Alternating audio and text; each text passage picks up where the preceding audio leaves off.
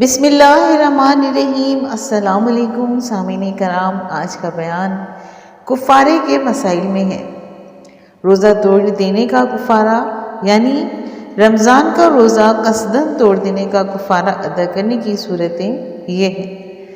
پہلا یہ کہ ایک روزے کے بدلے مسلسل 2 مہینے کے روزے رکھنا فرض ہے۔ اگر 2 مہینے کے درمیان ایک روزہ بھی چھوٹ گیا تو پھر سے روزے رکھنا ہوں گے۔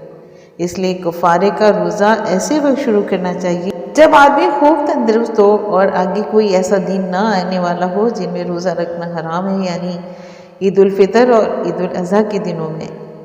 اگر کسی میں لگاتار 2 مہینے روزے رکھنے کی طاقت نہیں ہو تو پھر 60 مسکینوں کو دونوں وقت پیٹ بھر کر کھانا کھلائے، یا پھر صدقہ فطر میں جتنا غلہ دیا جاتا ہے اتنا غلہ اس کی قیمت ان کو دے دے۔ غلام آزاد کرنے کی صورت باقی نہیں رہی، اس لیے اس کا ذکر بھی نہیں کیا گیا۔ اگر اکٹھا 60 مسکینوں کو کھانا کھلا سکے یا وہ نہ مل سکے تو ایک کو 60 دن کھانا کھلا دیا، یا 60 دن تک روزانہ 1 دن کا غلہ دے دے تب بھی جائز ہے۔ اگر ایک آدمی کو 60 دنوں کا اکٹھا غلہ یا اکٹھی قیمت ایک ہی دن دے دی گئی تو کفارہ ادا نہیں ہوگا، بلکہ ایک آدمی کو 1 دن کا غلہ دینا چاہیے۔ اگر ایک ہی دن رمضان کے 3-4 روزے چھوٹ گئے تب بھی ایک ہی کفارہ واجب ہے، لیکن اگر یہ روزے 2 رمضان کے ہوں تو 2 کفارے دینے ہوں گے۔ رمضان کے علاوہ اگر کوئی نفلی روزہ توڑے تو کفارہ واجب نہیں ہے۔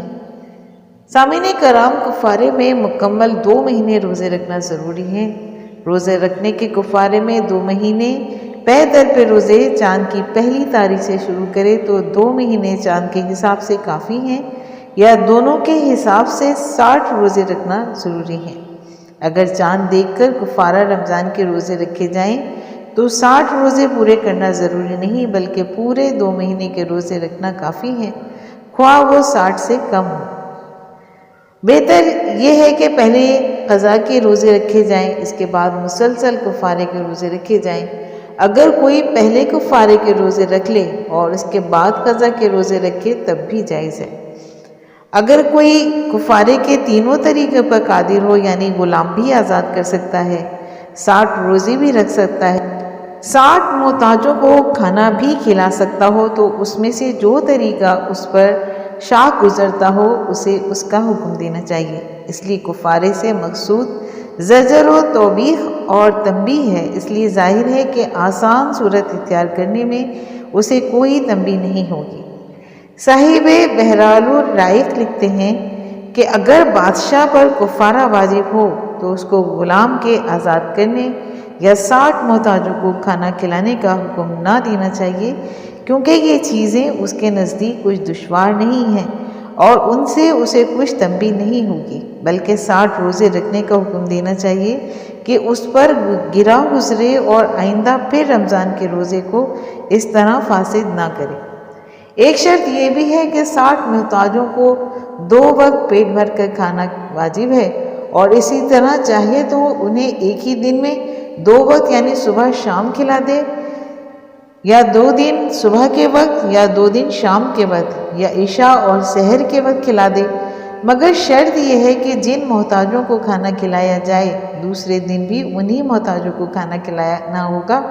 چنانچہ اگر کسی نے ایک وقت 60 محتاجوں کو کھانا کھلایا اور پھر دوسرے وقت ان کے علاوہ دوسرے 60 محتاجوں کو کھانا کھلایا تو یہ کافی نہیں ہوگا، بلکہ کفارہ اسی وقت ادا ہوگا جب ان دونوں جماعتوں میں سے کسی ایک جماعت کو پھر دوبارہ ایک وقت اور کھانا کھلائے، یا مسلسل 60 روزے تک روز نئے محتاج کو کھلائے تو کوئی مذائقہ نہیں ہے۔ اسی طرح کفارہ ادا ہو جائے گا اگر کوئی شخص ایک ہی روز 60 یا ان سے کچھ کم محتاجوں کے کھانے کے بقدر کسی ایک محتاج کو صدقہ دے دے تو اس سے ان سب کا حصہ ادا نہیں ہوگا، بلکہ ایک ہی محتاج کا ادا ہوگا۔ یعنی جن محتاجوں کو کھانا کھلایا جائے ان کا بھوکا ہونا بھی ضروری ہے۔ اگر پیٹ بھروں کو کھلایا تو اس سے کفارہ ادا نہیں ہوگا، بلکہ بھوکوں کو دوبارہ کھانا کھلانا ضروری ہوگا۔ یہ تمام شرائط و قیود اس لیے ہیں کہ لوگ رمضان کے روزے کا احترام کریں اور اسے بلا وجہ توڑنے کی ہمت نہ کریں۔ سامعین کرام، اس کا ذکر مظاہر حق جدید میں موجود ہے۔ امید کرتی ہوں کہ آپ کو آج کا بیان پسند آیا ہوگا اور آپ کی علمی معلومات میں یقیناً اضافہ ہوا ہوگا۔